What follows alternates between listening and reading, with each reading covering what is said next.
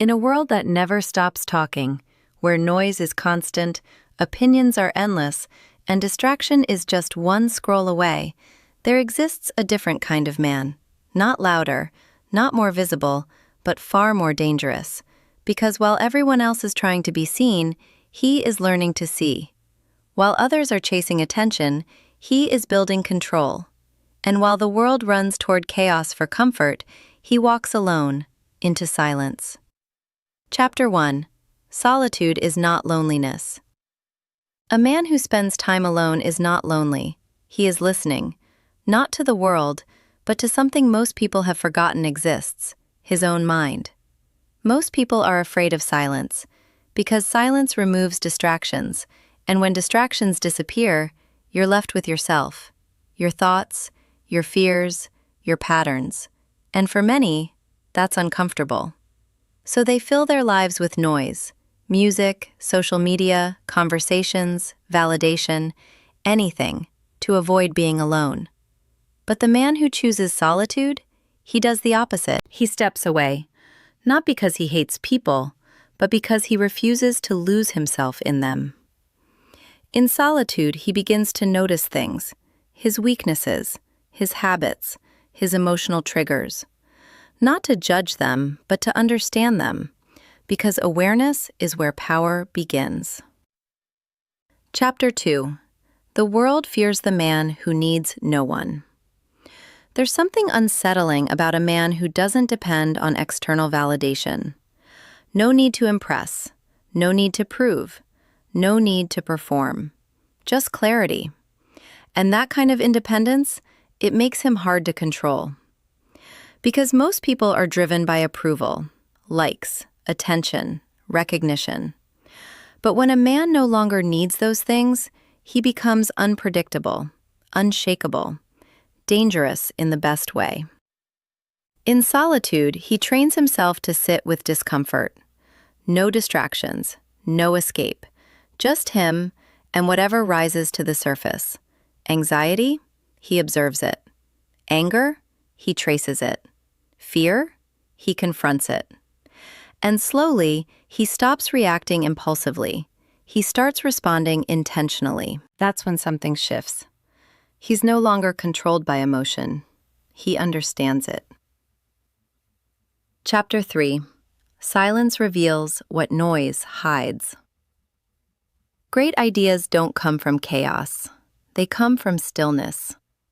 When the mind is no longer overloaded, it begins to connect, to think deeper, to question more, to see clearly. Most people never reach this level because they're constantly consuming, always reacting, rarely reflecting. But in silence, this man begins to think independently, not based on trends, not based on opinions, but based on truth, his truth. And that's where vision is born. Not a vague dream, but a clear direction, a path, a purpose. Chapter 4. Solitude builds emotional discipline. Emotional strength isn't built in public. It's built in private, in the quiet moments where no one is watching and no one is coming to save you. This is where real training happens. Because when you're alone, there's no one to regulate your emotions for you. No one to calm you down. No one to distract you. No one to validate you. It's just you and whatever you're feeling.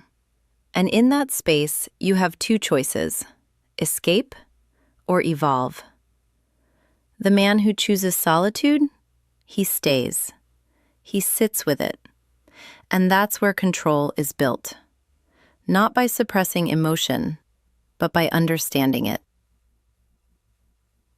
Most people avoid. Most people are conditioned. They think based on their environment. They react based on habit. They live based on patterns they've never questioned, and they don't even realize it. But solitude breaks that cycle. Because when you step away from constant input, you finally get space to think, to question, to observe. You begin to notice things like, why do I react this way? Why do I fear this? Why do I keep repeating the same mistakes? These questions don't come in noise, they come in silence. And most people avoid them because the answers require honesty. Growth only happens in stillness. We live in a world addicted to stimulation, notifications, messages, endless content. But here's the truth. Growth doesn't happen in noise. It happens in stillness. When there's nothing left to scroll, nothing left to watch, nothing left to distract you, that's when the real work begins. That's when the deeper questions surface.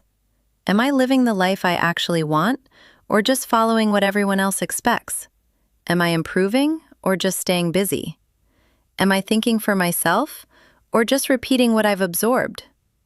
These are the questions that shape a man, and only silence brings them out. Chapter 7. Solitude creates an unbreakable mind.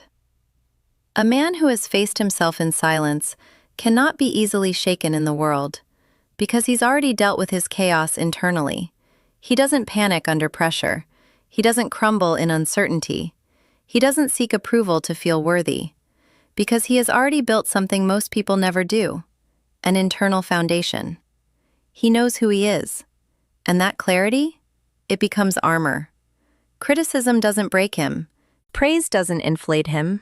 Opinions don't control him. Because his identity isn't built on the outside, it's built within.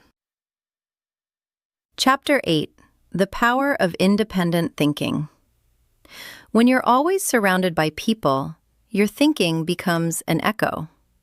You adopt ideas without questioning them. You follow paths without choosing them. But in solitude, that changes. You begin to think for yourself. You develop original ideas. You see opportunities others miss. You create instead of copy. And that's why some of the most powerful minds in history valued being alone. Not because they disliked people, but because they understood something rare. Clarity requires distance. Chapter 9. Vision is born in silence. When the mind becomes clear, something powerful happens. You begin to see your life differently. Not as a series of random events, but as something you can shape. You start asking deeper questions. What do I actually want? What kind of man do I want to become? What legacy do I want to leave? And for the first time, the answers are yours. Not influenced, not filtered, not borrowed. Yours. And that's when vision becomes real. The rare man. In a world that constantly demands attention, the man who is comfortable in solitude becomes rare. He is not easily distracted, not easily influenced, not easily broken. He doesn't chase noise. He doesn't depend on validation. He doesn't fear being alone. Because he understands something most people never will. Solitude is not a weakness. It is preparation. Preparation for clarity. Preparation for strength. Preparation for control. So while the world keeps getting louder, he keeps getting stronger. Quietly. And that's why, when he finally steps back into the world, he doesn't come back seeking attention. He comes back with purpose. Because in the end, the loudest power in the room is not the one speaking the most. It's the one who learned everything in silence. Most men will never reach their full potential, not because they lack intelligence, not because they lack opportunity, but because they are terrified of being alone with their own mind. They will stay busy. They will stay distracted. They will stay surrounded. Because deep down, they know that silence reveals everything they've been avoiding. But the man who chooses solitude, he doesn't run from that truth. He hunts it. The moment everything changes. There comes a point in a man's life where noise stops working, where distractions feel empty, where conversations feel shallow, where even success feels incomplete. It's subtle at first, a feeling you can't explain, a quiet dissatisfaction.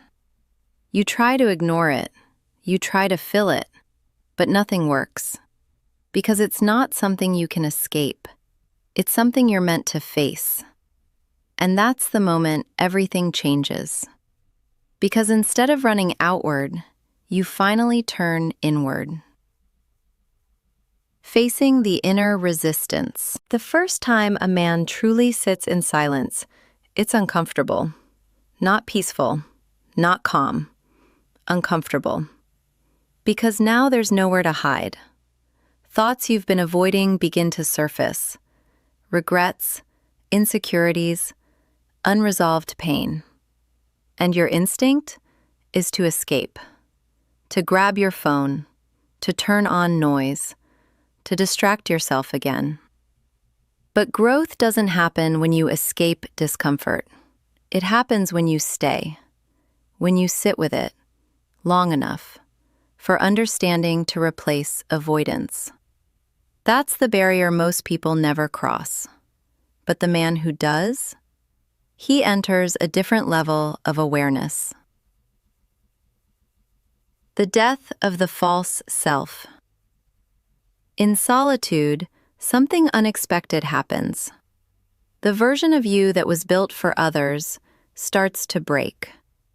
The one who seeks approval, the one who performs, the one who adjusts just to fit in.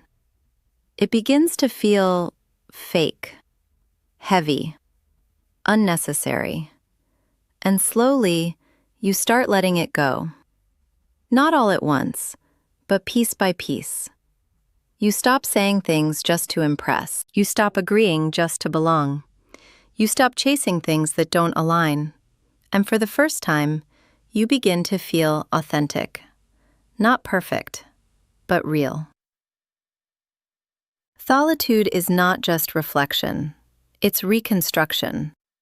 Because once you become aware of your patterns, you have the power to change them. You start questioning your habits. Why do I procrastinate? Why do I react emotionally? Why do I doubt myself? And instead of judging yourself, you study yourself, like a system. And that changes everything. Because now you're not trapped in your behavior. You're in control of it. This is where discipline is born.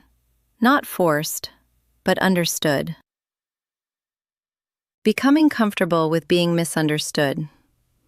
As you grow in solitude, something else happens. People start noticing the difference. You speak less. You react less. You engage less in meaningless things. And they don't always understand it. They might call you distant, cold, different. And for many men, this is where they go back to the crowd, back to validation, back to comfort. But not this man, because he understands something powerful. Being misunderstood is the price of clarity. Not everyone is meant to understand your evolution, and that's okay. Chapter 15. The Power of Mental Isolation. There's a difference between being physically alone and being mentally independent. Most people can sit alone, but their mind is still controlled by others, by opinions, by expectations, by comparison. But the man who masters solitude, he frees himself mentally. He no longer needs agreement to feel right. He no longer needs validation to feel worthy. His thoughts become his own. And that kind of independence, it's rare, because it requires courage. Chapter 16. Building the Inner Fortress. At a certain point, solitude stops feeling like isolation and starts feeling like power. Because now, you're not alone. You're in control. Your mind becomes structured. Your emotions become stable. Your focus becomes sharp. You're no longer reacting to life. You're directing it. And that's when you build something most people never will, an inner fortress. A place within you that remains steady no matter what happens outside. Chapter 17. The Discipline Advantage. While others depend on motivation, this man builds discipline. Because solitude removes shortcuts. No one is watching. No one is pushing you. So if you act, it's because you chose to. And that builds something powerful, self-respect. Because every action becomes intentional, every habit becomes earned. And over time, this compounds into consistency, into strength, into control. Chapter 18. Detachment from the noise. At this level, the world hasn't changed. It's still loud, still chaotic, still distracting. But you have. And that changes everything. Because now you can be around noise without being controlled by it. You can hear opinions without being influenced by them. You can engage with the world without losing yourself in it.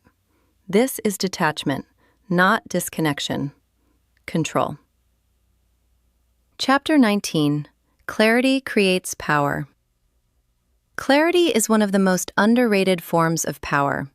Because when you know exactly who you are and exactly what you want, decision-making becomes simple. You don't hesitate. You don't overthink.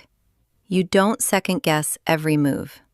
You act with precision, with intention, with confidence. And that separates you from the majority. Chapter 20. The Silent Transformation. From the outside, it might not look like much has changed. You're still the same person, same face, same voice. But internally, everything is different. Your thoughts are sharper. Your emotions are calmer. Your standards are higher. And the biggest shift? You no longer need the world to feel complete. Final message. The man who becomes his own anchor. Most people spend their entire lives searching for something to hold on to. People, success, validation, something external to give them stability. But the man who embraces solitude, he becomes his own anchor, grounded, centered, unshakable. And that changes how he moves through life. He doesn't chase, he chooses. He doesn't react, he responds. He doesn't follow, he leads. Closing line. So if you ever feel the pull toward silence, don't ignore it. Don't escape it. Because that pull is not emptiness. It's an invitation. An invitation to discover who you are without the world telling you. And the man who accepts that invitation, he doesn't just find himself. He becomes someone the world cannot control.